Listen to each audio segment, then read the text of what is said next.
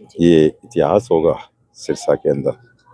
श्री बाबा तारा कुटिया का बहुत बड़ा आशीर्वाद है सिरसा के परिवार पे, सिरसा के सेवकों पे। 11 अगस्त को एक बहुत विशाल आयोजन किया जा रहा है। देहरादून के कलाकार जो हम देखते हैं कभी नेट पे या कभी डमरू वादन और वो सब चीजें करते हैं। मुझे महाशिव आरती हरियाणा की मेरे ख्याल से सबसे बड़ी शिव आरती श्री बाबा तारा कुटिया में होने जा रही है, जी जी। जहाँ हजारों आदमियों को सिस्टम बनाया गया है। तो हम देखते हैं महाकाल जी में जो डमरू वादन करते हैं इंदौर की टीम, वो भी यहाँ पहुंच रही है। उस दिन 8:30 बजे राइट ड्रोन शो शुरू होगा। उसके बाद ड्रोन शो लोगों के लिए, और उसके बाद एक बहुत ही जो संगीतकार, बहुत अच्छे संगीतकार आ रहे हैं ऐसे कुटिया में। उसके बाद वो भजन संध्या टाइप प्रोग्राम चलेगा। तो ऐसा एक प्रोग्राम महाकुंभ की तरह ये प्रोग्राम रखा गया है बाबा तारा कुटिया में।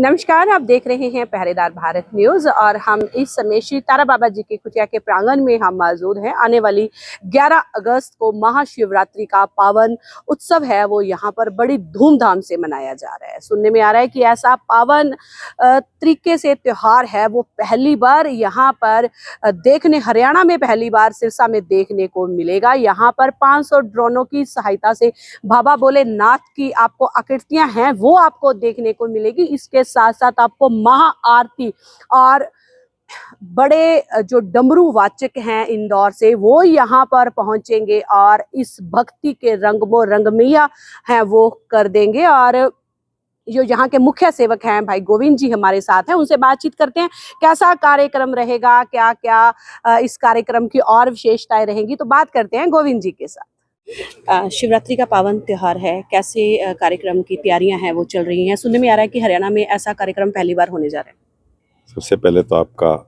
श्री बाबा तारा कुटिया में हार्दिक अभिनंदन है बहन जी, पहरेदार न्यूज। जी जी। आप बताइए, आप क्या पूछ रहे हैं? हाँ जी, कैसी तैयारियां चल रही हैं सर कार्यक्रम की? हर शिवरात्रि पे श्री बाबा तारा कुटिया में एक महाकुंभ की तरह मेले लगते हैं, और शायद इतने बड़े मेले बाबा जी के आशीर्वाद से जो तारा बाबा कुटिया में लगते हैं, यहाँ बड़े बड़े संत, महात्मा, फकीर, कथावाचक, संगीतकार, भजन गायक, एक्टर्स जो बाबा तारा की कुटिया में आकर यहाँ सिरसा वालों को अपना अपना समय समय पर आशीर्वाद देते हैं बाबा जी के आशीर्वाद से। ये इतिहास होगा सिरसा के अंदर। श्री बाबा तारा कुटिया का बहुत बड़ा आशीर्वाद है सिरसा के परिवार पे, सिरसा के सेवकों पे। उसी कड़ी के अंदर 11 अगस्त को एक बहुत विशाल आयोजन किया जा रहा है। देहरादून के कलाकार जो हम देखते हैं कभी नेट पे या कभी डमरू वादन और वो सब चीजें करते हैं, वो आएंगे 5:30 बजे शाम को, सायं शुरू करेंगे और वो 7 बजे तक चलेगा। 7 बजे महाशिव आरती हरियाणा की मेरे ख्याल से सबसे बड़ी शिव आरती श्री बाबा तारा कुटिया में होने जा रही है, जी जी। जहाँ हजारों आदमियों को सिस्टम बनाया गया है। वो महाआरती करेंगे, आधा घंटा आरती चलेगी। उसके बाद जो हम देखते हैं महाकाल जी में जो डमरू वादन करते हैं इंदौर की टीम, वो भी यहाँ पहुँच रही है उस दिन। उसके बाद वो अपना 1 घंटा का प्रोग्राम करेंगे 7:30 से 8:30 बजे, और 8:30 बजे राइट ड्रोन शो शुरू होगा। उसके बाद ड्रोन शो लोगों के लिए, और उसके बाद एक बहुत ही जो संगीतकार, बहुत अच्छे संगीतकार आ रहे हैं ऐसे कुटिया में। उसके बाद वो भजन संध्या टाइप प्रोग्राम चलेगा। तो ऐसा एक प्रोग्राम महाकुंभ की तरह ये प्रोग्राम रखा गया है बाबा तारा कुटिया में। जी जी। काफी बड़ा कार्यक्रम होने जा रहा है सर, बहुत प्रोग्राम। तो सुरक्षा के क्या क्या इंतजाम है कि लोग हैं, भक्तजन हैं, वो काफी पहुंचेंगे? देखिए, हमने प्रशासन को सूचना दे दी है, और सिक्योरिटी के अंदर हमारी जो कुटिया के भी मेंबर हैं, सेवक हैं, वो लगेंगे। कुछ प्राइवेट सिक्योरिटी बाजार से आती है, वो भी लगेगी। बाकी प्रशासन से भी बात हो चुकी है, वो भी ध्यान रखेंगे इस चीज़ के लिए कि बहुत बड़ा एक आयोजन तारा बाबा कुटिया में होने जा रहा है।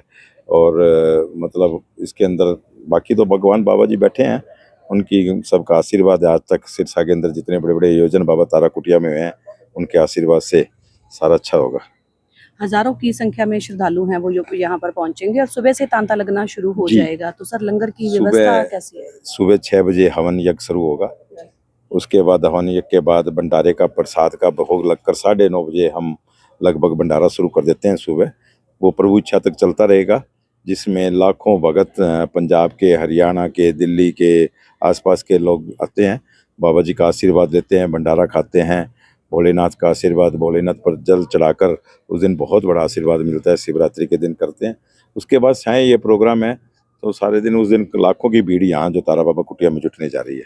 जी। सर, जो मेन मेंबर होते हैं वो तो हमने देखी है अक्सर बड़े कार्यक्रम में जो आयोजक होता जी। है वो तो कार्यक्रम का आनंद उठाते ही उठाते हैं। इस जी। बार जैसे हमने सुना है कि पहली बार ऐसे होने जा रहा है कि जितने यहाँ पर श्रद्धालु पहुंचेंगे वो सब बाबा जी की नहीं आरती बहन जी, करेंगे। हर बारी हमारे जो सेवक हैं जी जी वो बल्कि पीछे रहते हैं, वो जी। सेवा करते हैं जी और सिर्फ आनंद शहर वाले उठाते हैं। जी जी हमारे ना तो कोई ऐसा पास का सिस्टम चला आज तक कभी, जी और हमने ना कोई वीआईपी सिस्टम है, जो आता है वो पहले आता है, पहले बैठता है, पहले पहुंचता है। जी जी तो हमने वो सिस्टम रखा है और इसके अंदर जो हमने एक पास सिस्टम चलाया है थाली का जी जी भी, हमने कुछ इंतजाम, क्योंकि देखो आदमी तो होंगे हजारों यहाँ पे, तो इतनी थालियां नहीं दे सकते, तो हमने वो कई स्थान बना दिए सिरसा में 20-25 कि आप वहां से कूपन ले लो, जी जी जो कूपन लेगा उसको हम थाली देंगे, पूजा सामग्री देंगे।